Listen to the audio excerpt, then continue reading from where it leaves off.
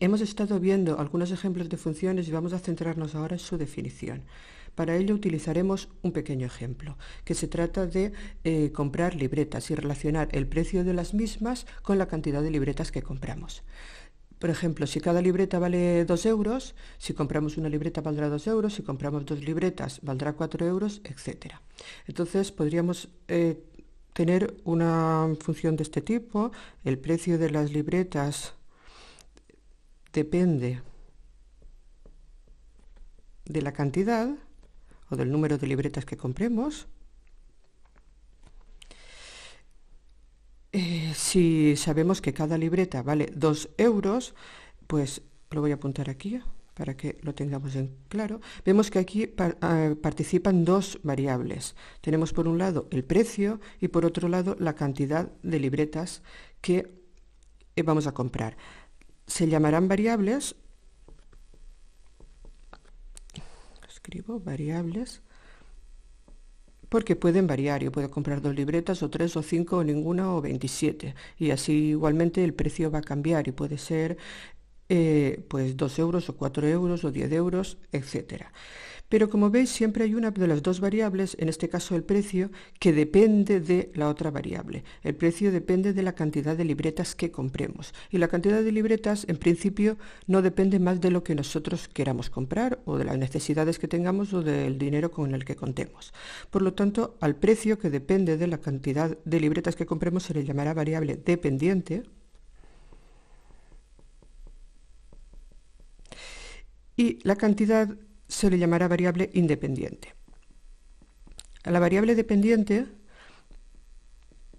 el precio en este caso se le designa siempre con la letra I y la variable independiente se le designa con la letra X.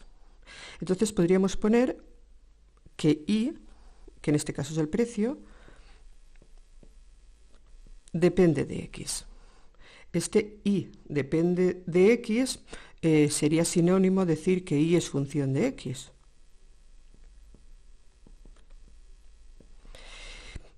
Esa palabra, función, que se utiliza aquí, en ese sinónimo de dependencia, es la que da nombre al tema que estamos viendo y al concepto de función. Esto lo solemos representar generalmente, para no escribir siempre y es función de x, de la siguiente forma: y es igual a f de x. Utilizamos la letra f, supongo que porque es la inicial de la palabra función, pero podríamos utilizarlo con cualquier otra letra, g de x o h de x, etc. Y para nosotros la variable y la expresión f de x van a ser sinónimas totalmente y las podremos utilizar al mismo tiempo las dos. Así que recordemos, tendremos dos variables. Por un lado, la variable dependiente, que es la que, como su nombre indica, depende de la variable independiente, que en principio no depende de nada más que de nuestras preferencias. Y le llamaremos y a la dependiente y x a la independiente. Y tendremos una relación funcional de la siguiente forma: y igual a f de x. Veámoslo con este ejemplo de forma numérica. Está claro que el precio que yo voy a pagar por las libretas que compre será 2 euros por cada libreta. ¿De acuerdo? Como acordaros, el precio le habíamos llamado y a las libretas que comprábamos le habíamos llamado x, podríamos establecer esta relación igual a 2x. Y a partir de un ejemplo hemos llegado a una expresión matemática, a una fórmula analítica, y igual a 2x, que es la expresión de esta función. Este y igual a 2x, como hemos dicho antes, se podría escribir también como f de x igual a 2x o como g de x igual a 2x, y estas expresiones serían todas sinónimas, es decir, significarían exactamente lo mismo. Fijaros que tenemos aquí dos variables, siempre son las mismas, la variable x y la variable g de x o y. Una es la dependiente y otra es la independiente. Así que, como veis, esta sería la relación que existe entre una variable y la otra y la definición de función. Es importante tener en cuenta que no todas las relaciones entre dos variables van a ser funciones. Hay algunas relaciones que no lo son. Es importante que eso lo veamos porque para que una relación sea función se exige que para cada valor de la x tenga exclusivamente o como mucho un único valor correspondiente de la y. Para entenderlo con palabras sería lo siguiente: si yo voy a comprar libretas y pido al dependiente 2 libretas, me va a decir que valen 4 euros, que tengo que pagar 4 euros, pero no me puede decir en ningún momento que tengo que pagar 4 euros, 5 euros y 7 euros a la vez. O vale 4 euros o vale otra cosa, pero no puede valer 3 cantidades diferentes a la vez. ¿De acuerdo? Entonces, esto lo voy a poner aquí para que lo veáis claro. Para cada valor de la x,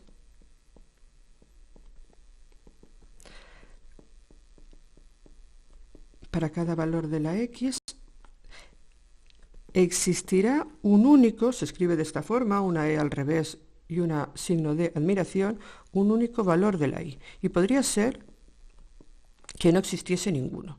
Es decir, por ejemplo, si yo voy a la tienda y le digo al dependiente que me dé 2 libretas y media, pues me va a contestar, eso no puede ser, así que no me va a dar un precio. Puede ser, por lo tanto, que a un valor de mi variable independiente no tenga un equivalente de variable dependiente, pero si lo tiene solo puede ser uno. Si lo vemos esto con una gráfica, para entenderlo un poquito mejor, sería una cosa como la siguiente. Bueno, esto es una gráfica totalmente correcta, corresponde a una función, y para cada valor de la x que yo marque, si me voy a la gráfica, tengo un valor de la y que le corresponde. Me vengo aquí, tengo un valor de la y que me corresponde. Pero si yo tuviese, por ejemplo, esta gráfica,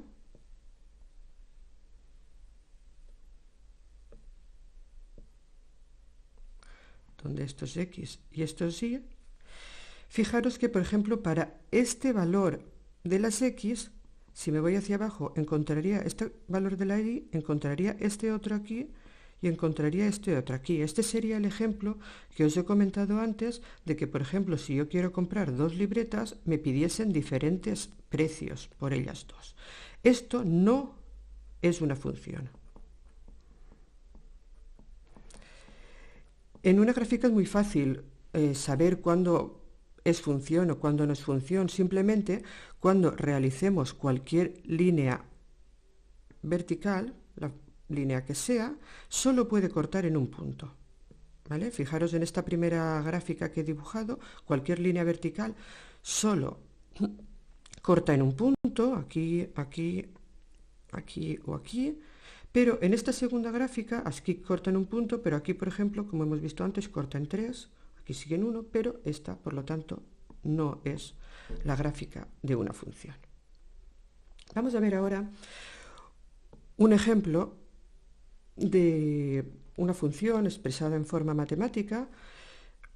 Por ejemplo, la función y igual a 2x menos 1. Recordad que esto se podría expresar también de la siguiente forma: f de x igual a 2x menos 1 y sería equivalente. ¿Vale? Y vamos a ver, si tenemos esta expresión en forma matemática, ¿qué podríamos hacer para sacar información de ella? Pues lo primero que tendríamos que hacer, o que podríamos hacer, sería dar una tabla de valores. Sería una cosa como esta. Pongo aquí en la primera columna, y también podría ser en filas, pero si generalmente se ponen columnas, de la primera columna pondría los valores de la variable independiente y en la segunda de la y, de la variable dependiente. Como la variable independiente no depende en principio de nada, yo aquí en esta columna podría poner los valores que me diese la gana. ¿De acuerdo? Pues me voy a inventar, por ejemplo, algunos de ellos. Cuando la función es una función como esta, que es una función matemática que no corresponde a un problema cotidiano, pues vamos a intentar dar valores que sean un poco dispares, no siempre los mismos, por ejemplo el 3, 4 y 5. Vamos a intentar dar algunos positivos, algunos negativos, el 0, para centrar un poquito la función. Voy a dar, por ejemplo, el más 2, el 0, el menos 2 y el 1, estos 4 valores, ¿vale? Estos valores de la variable x van a influir en el resultado de sus correspondientes valores de la variable y.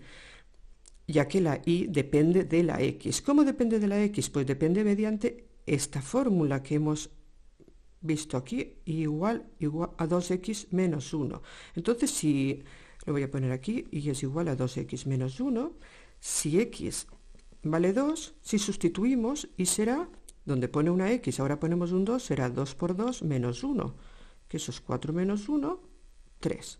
Así que tendremos que es correspondiente para la x2 es y igual a 3. Si miramos este par de puntos 2, 3, ¿vale? Diremos que 3 es la imagen de 2 y que 2 es la antiimagen de 3. O dicho de otra forma, en realidad 3 es el valor que vamos a obtener mediante la función cuando nuestra variable sea 2. Por eso se llama que 3, o decimos que 3 es la imagen de 2. Y 2 es la antiimagen de 3, es justamente lo contrario, ¿vale? 2 es el valor que, al sustituirlo en la función, nos va a dar el número 3. Bueno, vamos a seguir dando valores. Por ejemplo, si x vale 0, y sustituimos en la función, recordad, la función era 2x menos 1, sería 2 por 0 menos 1, que eso es 0 menos 1, menos 1. Si x vale menos 2, si sustituimos en la función, será 2 por menos 2. Acordaros, en los negativos siempre ponemos paréntesis, que eso es 2 por menos 2 es menos 4, y menos 4 menos 1 es menos 5. Y si x es 1, al final, y es igual a 2 por 1 menos 1, que es 2 menos 1, que es 1. Tenemos aquí una serie de valores que hemos dado, y ahora el siguiente paso sería intentar dibujarlos en una gráfica, intentar representarlos gráficamente. Voy a hacer aquí la gráfica y vamos a intentar dibujar estos puntos. Este es el eje de las x, este es el eje de las y. Acordaros que siempre hay que poner los valores. Voy a dar una escala aproximadamente de 1 en 1, tanto en el eje de las x o eje de abscisas como en el eje de las y o eje de ordenadas. ¿Cómo vamos a representar estos puntos que han aparecido en la tabla de valores? Pues muy fácilmente. Si tenemos este primer par que nos había salido 2, 3, lo vamos a representar como un punto, ¿vale? El punto 2, la primera componente, acordaros que era de la variable independiente de la x, la segunda, el 3, era de la variable dependiente de la y, por lo tanto la primera, la x, la representaremos en el eje de abscisas y la y en el eje de ordenadas.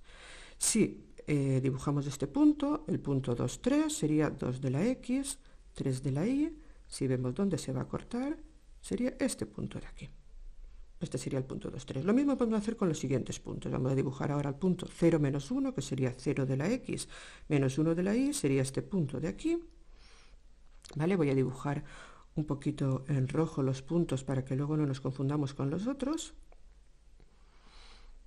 Seguimos el siguiente punto, el punto menos 2 menos 5 sería menos 2 de la x, menos 5 de la y, esto lo vamos a ver dónde se corta, y este punto de aquí sería el punto menos 2 menos 5, y luego por último tenemos el punto 1, 1, que sería 1 de la x, 1 de la y, que esto sería este punto de aquí. Bueno, y ahora se trataría de, con estos puntos que tenemos, intentar ver cómo es la gráfica de la función. En este caso, yo os aseguro que esta gráfica es una recta. Como es una recta, podríamos simplemente unir los puntos. ¿Vale? No me ha salido excesivamente bien, pero cambiamos este punto un poquito aquí. Esta sería nuestra gráfica de la función. Le vamos a llamar f de x. Pero no siempre se pueden unir los puntos. En este caso los hemos unidos porque yo os he dicho que es una recta. Pero imaginaros el caso de 3 puntos que estuviesen colocados de la siguiente forma. Por ejemplo, este aquí y este aquí. En ningún momento nos aseguramos, si no lo sabemos de antemano, que esto sería una recta. Porque podría ser una función que hiciese, por ejemplo, esto. o que hiciese esto, es decir, habría muchísimas funciones que podrían pasar por esos 3 puntos. ¿Vale? En este tema, sobre todo, vamos a aprender la forma de cada una de las funciones, al menos de las funciones más básicas. Vamos a ver qué forma tiene, entonces sí que sabremos cómo podremos unir los puntos y sí que podremos representar gráficamente la función. Otra cosa que me gustaría deciros antes de acabar es que tanto una recta como la mayoría de las funciones que vamos a representar van a ser funciones infinitas, es decir, que continúan infinitamente tanto por un lado como por el otro. Y tenemos que, a la hora de dibujarlas de forma que den esa impresión. Si yo tengo unos ejes aquí, estos ejes X e y yo dibujo una función así, no da ninguna impresión de que esta función vaya a continuar. De hecho, da la impresión parece que empieza aquí y acaba aquí, que no es lo que queremos en ningún momento. Para que dé esa impresión tenemos que prolongar esta gráfica lo suficiente para que visualmente parezca que es una línea infinita, en este caso una recta. Y eso es suficiente con intentar a la hora de dibujarla, rebasar los límites que nos imponen nuestros ejes, ¿vale? Nuestros ejes aquí nos imponen como una cuadrícula, pues solamente con que nos pasemos un poquito por un lado y un poquito por el otro, ya nos da esa impresión. Fijaros en esta que os he dibujado aquí, como yo he prolongado lo suficiente para que parezca que esta recta es infinita. Bueno, en el próximo vídeo continuaremos